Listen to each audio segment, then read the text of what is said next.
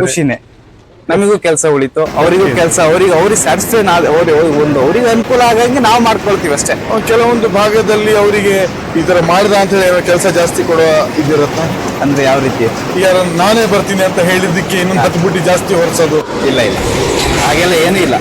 ನಮ್ಮಲ್ಲಿ ಏನಿದೆ ಅದಿಷ್ಟು, ಅದೇನು ಈಗ ಹಾಕಿರ್ತೀವಿ ಅದು ಮುಗಿಯೋ ತನಕ ನಾವೇನು ಕೂರಿಸಿರ್ತೀವಿ ಅವ್ರ ಜಮೀನಿನ ಮಾತ್ರ ಅವ್ರ ಎತ್ತದ್ದು. ಹೌದೌದು, ಬೇರೆ ಏನೂ ಇಲ್ಲ. ಅವ್ರ ಕೆಲಸ ಏನಿಲ್ಲ ಅದನ್ನ ಅವ್ರು ಮಾಡ್ಕೊಂಡು ಹೋಗುವಂತ.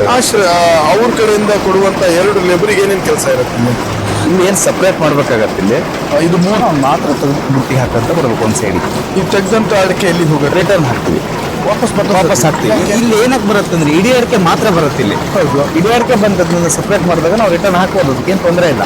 ಇಲ್ಲಿ ಬರುತ್ತಲ್ಲ, ಇದ್ರಲ್ಲಿ ಏನು ಬರುತ್ತಲ್ಲ, ಇದ್ರಲ್ಲಿ ಬರುವಂತ ಅಡಿಕೆಲಿ ಇಡೀ ಅಡಿಕೆಗಳನ್ನ ಮಾತ್ರ ಸಪ್ರೇಟ್ ಮಾಡಕ್ಕೆ ಇರ್ತೀವಿ. ಈಗ ಪ್ರತಿಯೊಬ್ಬರು ಇಲ್ಲಿ ಏನು ನಾವು ಹಾಕ್ತೀವಿ, ಇಲ್ಲಿ 3 ಜನ ಇಲ್ಲಿ ಬೇಕಾಗುತ್ತೆ. ಅಡಿಕೆ ತಂದಂತಹ ರೈತರ ಕಡೆಯಿಂದ 2 ನಮಗೆ ಆಗಬೇಕು, ಅವ್ರ ಕಡೆಯಿಂದ ನಮಗೆ 2 ಬೇಕು. ನಮ್ಮ ಹತ್ರ ಯಾರು ಇಲ್ಲ ಅಂದ್ರೆ ನಾವು ಕೊಡ್ತೀವಿ, ಅದಕ್ಕೆ ಅವ್ರು ಭರಿಸ್ಬೇಕು.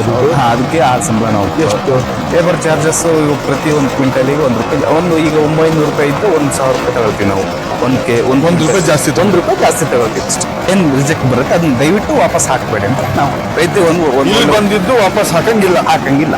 ಖರ್ಚು ಜಾಸ್ತಿ ಆಗುತ್ತೆ. ಜಾಸ್ತಿ ರಿಟರ್ನ್ ಹಾಕಿದ್ರೆ ಅರ್ಧಂಬರ್ಧ ಸುಲಿದಿರ್ತಕ್ಕಂಥದ್ದು ಏನು ಅಡಿಕೆ ಕಾಣುತ್ತಲ್ಲ ಒಳಗಡೆ ಬೇಡ, ಅದು ಹಲ್ಲಿಗೆ ಡೈರೆಕ್ಟ್ ಹೊಡೆದ್ಬಿಡುತ್ತೆ.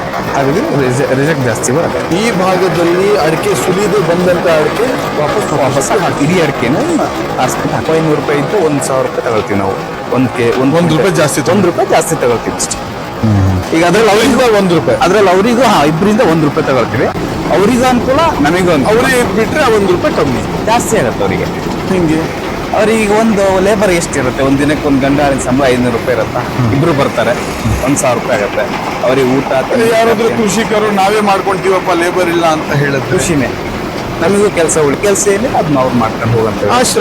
ಅವ್ರ ಕಡೆಯಿಂದ ಕೊಡುವಂತ 2 ಲೇಬರಿಗೆ ಏನೇನು ಕೆಲಸ ಇರುತ್ತೆ? ಇಲ್ಲಿ ಏನು ಸಪ್ರೇಟ್ ಮಾಡ್ಬೇಕಾಗತ್ತೆ. ಇಲ್ಲಿ ಇದು 3 ಭಾಗ ಇದೆ. 3 ಭಾಗ ಇದೆ. ಇದು ಏನು ಇದರಲ್ಲಿ ಜಬುಡು ಅಂತ ಹೇಳಿ ಬರುತ್ತೆ. ಅರ್ಧಂಬರ್ಧ ಸುಲಿದಿರೋಂಥ ಹಣ್ಣಡಿಕೆಗಳು ಇಲ್ಲಿ ಬರುತ್ತೆ. ರಿಜೆಕ್ಟ್ ಆಗುವಂತ ಇಲ್ಲಿ ಬರುತ್ತೆ. ಓಕೆ, ಇಲ್ಲಿ ಸುಲಿದಿರ್ತಕ್ಕಂಥ ಏನು ಬೇಳೆ ಇದೆಯಲ್ಲ ಆ ಬೇಳೆ ಇಲ್ಲಿ ಬರುತ್ತೆ. ಅದರಲ್ಲಿ ಪುಡಿ ಏನಿದೆಯಲ್ಲ, ಪುಡಿ ವೇಸ್ಟೇಜ್ ಏನಿರುತ್ತೆ ಸಪ್ರೇಟ್ ಆಗಿ ಬರುತ್ತೆ. ಸಣ್ಣ ಅಡಿಕೆಗಳು, ಕೆಲವೊಂದು ಪುಡಿ ಆಗಿರುವಂಥ ಅಡಿಕೆಗಳಿಂದ ಅದ್ರಲ್ಲಿ ಸಪ್ರೇಟ್ ಆಗಿ ಬರುತ್ತೆ, ಡಿವೈಡ್ ಆಗಿ. ಇಲ್ಲಿ ಏನು ಬರುತ್ತೆ ಅಂದ್ರೆ ಇಲ್ಲೊಬ್ಬ ಲೇಬರ್ ಕೂರಿಸಿದಾಗ ಇಡೀ ಅಡಿಕೆಗಳನ್ನ ಅವ್ನು ಮಾತ್ರ ತೆಗೆದು ಬುಟ್ಟಿ ಹಾಕಂತ ಬರ್ಬೇಕು ಒಂದು ಸೈಡಿಗೆ. ಇಲ್ಲಿಂದ ಈ ಹೆಣ್ಮಕ್ಳು ಸುಲಿತಾ ಕೊಡ್ತಾರಲ್ಲ ಅವ್ರಿಗೆ ಏನ್ ಕೆಲಸ? ಈಗ ಇದರಲ್ಲಿ ಏನ್ ಬರುತ್ತೆ, ಸುಲಿದಿರ್ತಕ್ಕಂಥ ಬೇಳೆ ಏನ್ ಬರುತ್ತಲ್ಲ ಆ ಬೇಳೆ ನಾವು ಅವರಿಗೆ ತಗೊಂಡು ಹಾಕಂತ ವ್ಯವಸ್ಥೆ ನಮ್ದು.